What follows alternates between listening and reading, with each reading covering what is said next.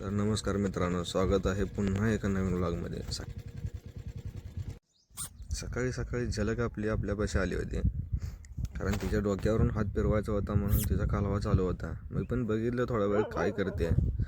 तर हाय मारून अशी सांगत होती की माझ्या डोक्यावरून हात फिरवा असं मला वाटत होतं. मग काय हात फिरवला, तिला पण बरं वाटलं. तितक्यात आमचा मन्या शेजारी बसला होता आणि मन्याचा कालवा चालला होता. मग मन्याला आवाज दिल्यानंतर मन्या मॅव करून आवाज दिला पाठीमागे. म्हणले यांच्याकडे बघत बसण्यापेक्षा आता भाचे सरकार काय करतात बघा. भाचे सरकार सकाळी 7:30 वाजल्या काय अभ्यासाला बसल्या होत्या. आता आपल्याला जायचं होतं कामाला. मग तिथून निघाल्यानंतर मंदिरात आलो तर मंदिरात काय मंदिरात होते म्हणून म्हणलं पब्लिकला एक व्ह्यू दाखवा पक्ष्यांचा. कारण ते आतमध्ये गेले तर मी बाहेर उभा असल्यामुळे त्याने बाहेर निघता येत नव्हतं. त्यांचं इकडे चालूच होतं. म्हणलं तर याशने डिस्टर्ब करण्यापेक्षा आपण जरा बाजूला व्हावं, कारण ते निघून जातील म्हणून बाजूला झालो आणि कसं मशीनपर्यंत पोचलो. मशीन घेतली आणि कामावर निघालो, कारण अगोदरच उशीर झाला होता. मालकांचा फोन येऊन गेलं होतं आणि माझ्याकडे आज गाडी नव्हती आणि मी एकटा असल्यामुळे मला जायला जरा उशीर झाला. कसं मी मशीन घेऊन निघालो होतो. तर मित्रांनो, तुम्हाला एक अशी जागा दाखवणार आहे जी इंग्रजांच्या काळात बनवलेली आहे. ते तुम्हाला कदाचित माहिती असेल किंवा नसेल. हे बघा, बुद्धिहाळ ते इंग्रजांनी बांधलेले बंगला आहे. त्याला इंग्रजांच्या काळात बांधलेले बंगला असं म्हणतात सगळे. बुद्धिहाळ येथे साधारणतः 1900 शतकात बांधलेला हा बंगला आहे.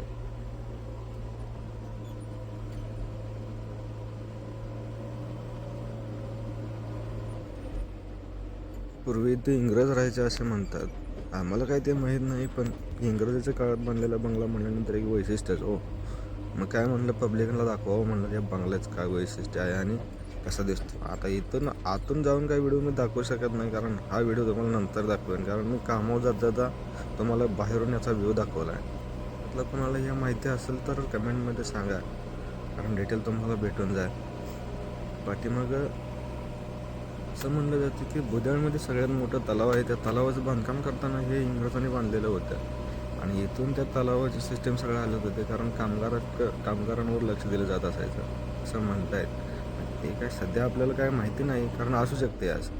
आणि भला मोठा तलाव आणि त्याला निगराणी करण्यासाठी हे बंगला असणं गरजेचं आहे. आता समोरून तुम्हाला बघा हा तलाव दिसतोय का. साधारणतः 3 ते 4 किलोमीटर त्याचा भरावा असून सर्वात मोठा तलाव मानला जातोय. कसं लोकेशनवर पोचलं होतं. सोमवाडीच्या गावाच्या अलीकडे एंटर होताच तुम्हाला व्ह्यू दाखवतो. हे सोमवाडीतील मंदिर आणि गेलो तर बघतो तर काय 2 ट्रॅक्टरवाले आपली मशीनची वाट बघत उभे होते आणि हे फाउंडेशन आपल्याला आज भरायचं होते. ह्या फाउंडेशनमध्ये दगड टाकायचे होते. कॉन्ट्रॅक्टदाराने सांगितलं होतं ती ट्रॅक्टर उभा करा आणि मशीन तुम्ही टाकून घ्या अगोदर. या मंदिराचं बांधकाम असं होणार आहे, आमचा विषय आहे. मग जेवढं लोडून टाकता येत होतं तेवढं टाकून घेतलं आणि नंतर मशीन उभं करून ट्रॅक्टर चालू केलं, कारण ट्रॅक्टरवाल्याने उभं करून चालत नव्हतं.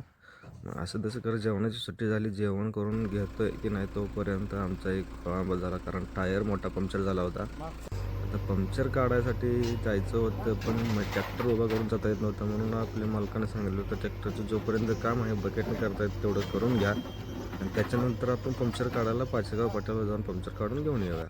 मग म्हणलं चालतंय मालक, ठीक आहे. पण पाना नव्हता आमच्याकडे म्हणून दुसऱ्या मशीनमध्ये जाऊन पाना घेऊन आलो. मोबाईल भाचे सरकारच्या हातात असल्यामुळे भाचे सरकारने कधी हा व्हिडिओ काढला हे माहीतच नाही. मी आपल्या एका पायावर गाडी वळवून निघालो होतो, कारण उशीर झाला होता. भाचे सरकार म्हणलं पाठीमागे बसा लवकर, कारण आपल्याला जाऊन टायर खोलून न्यायचं आहे आणि तिथं अजून जाऊन खोलायचं आहे. कसं मशीनपर्यंत पोचलो. मशीनचं टायर बघा किती खाली बसलेलं आहे. मग काय गाडीवरून उतरून खाली भाचे सरकारनं पाना लावून पाण्याच्या वर उभं राहिलं होतं. पण बरेच वर्ष झाल्यानंतर टायर निघत नव्हता, नटं पण निघत नव्हते आणि भाचे सरकार एकट्यांचं वजन ते नटं निघत नव्हता वजनाने. त्या भाचे सरकारने बराच प्रयत्न केला तरी पण काय जमान. म्हणलं अजून एकदा भाचे सरकार बघा, नाही तर मी बघतो, कारण माझं वजन भाचे सरकारपेक्षा जास्त होतं. मी पण बराच वेळ ट्राय केलं, पण काय नटं काय निघायचं नाव घेऊन झालं ते. कारण नटं ह्यासाठी निघत नव्हते की त्याला आम्ही 2 ते 3 वर्ष झालं त्याला खोललाच नाही. कारण या 2 ते 3 वर्षात मशीन कधी पंक्चरच झाली नव्हती. आज अचानक लोढून भरत असल्यामुळे पंक्चर झालं. कशा चिमटा खाल्ला असेल. कशी दोघांनी आपदून नटं काढायचा प्रयत्न केला. हळूहळू कशी काय नटं निघाली. राहिलेले 2-4 नटं पण कसे आपले आपदून काढायचा प्रयत्न केला. शेवटी भाचे सरकारने आणि मी दोघांनी मिळून ती नटं काढून घेतली. मग आता आली टायर काढायची बरी. भाचे सरकारला वर बसवलं होतं आणि मी टायर काढत होतो. भाचे सरकारला म्हणलं तुम्हाला काय टायराचं वजन आवरायचं नाही, मीच प्रयत्न करतो, तुम्ही फक्त JCB चालवा, मी सांगेल तसं. भाचे सरकारनं काय सांगाल तसं. मग आता आपल्याला काय टायर सोडवायचा होता, मग त्यामुळे टायर सोडवायसाठी आपल्याला हवा पूर्ण घालायला लागणार आहे. आणि हवा घालवायसाठी त्याला एक नट होता आणि ते नट काढायला आपल्याकडे पाना नव्हता. मग देशी जुगाड काढायचा प्रयत्न केला. 2 नटामध्ये धरून आपला ते नट काढायचं होता. बघायचं होतं निघतोय का नाही, पण अशी बघा जुगाड लावला आणि ते कामी आले. दोन्ही नटामध्ये नट घालून असं नट फिरवल्यानंतर ते नट निघाला. परत आपल्याला हवा सोडण्यात आली. हे बघा मित्रांनो, चालूच आहे. हा आहे देशी जुगाड. जिथं काय नसतं तिथं डोकं चालवावं लागतं मित्रांनो, कारण डोकं चालवल्याशिवाय पर्याय नसतं. कसा बसा तो नट काढून घेतला आणि हवा सोडायला भाजी सरकारला म्हणलं तुम्ही बसा तिथं. हवा सोडून पण घेतली आणि बकेटनं दाबायला चालू केलं, इकडून तिकडून, कारण आपल्याला तो टायर सोडवायचा होता. टायर असा तसा सुटत नसतो आणि हा टायर सोडवायला कमीत कमी 10 ते 15 मिनटं किंवा 1 अर्धा तासाचा कालावधी लागू शकतो.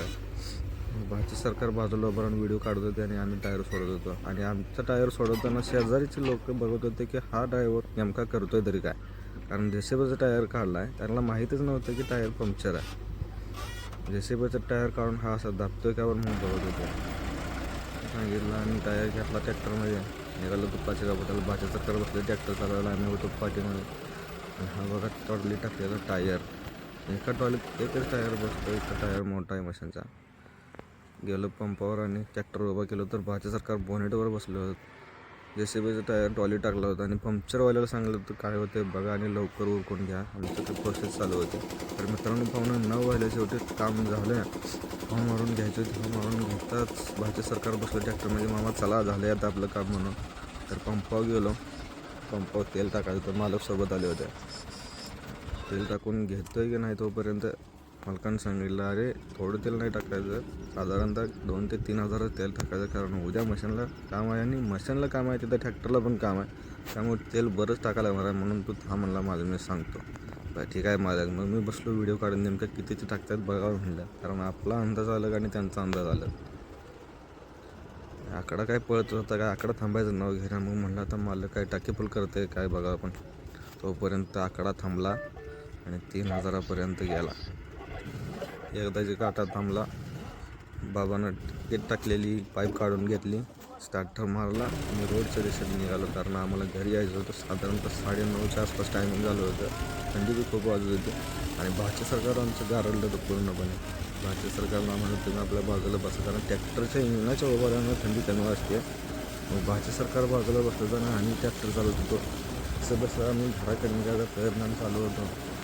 हायवे असल्यामुळं हायवेला थंडी जरा कमी लागते, पण तरी पण भाजी सरकार आमचं हवायला थंडीने, कारण थंडी जास्त आहे. आता थंडीचे दिवस आहेत, त्यामुळे थंडी हे वाजणारच ना. भाजी सरकारला मला आता कंट्रोल करा, तात्पुरता आपण हळूच थोड्याच राहणार आपण जातो इथं. कसा बसा आम्ही हायवे क्रॉस करायला प्रयत्न केला, पण टाईम लागला. त्यानंतर मग पुढं सोनेवाडीपर्यंत आलो. बघा सोनेवाडीचा व्ह्यू. सोनेवाडीतून डायरेक्ट मालकाच्या घरी जाऊन ट्रॅक्टर लावायचं, तिथून गाडी घ्यायची आणि तिथून घरी जायचं. ट्रॅक्टरमध्ये असल्यामुळे थंडी वाजत नव्हती, पण गाडीवर गेल्यानंतर खूप थंडी वाजणार आहे हे माहिती वाचून भाजचे सरकार बसले होते पाठीमागे. भाजच्या सरकारला म्हणत आता बाजारला लावे ट्रॅक्टरने जाय.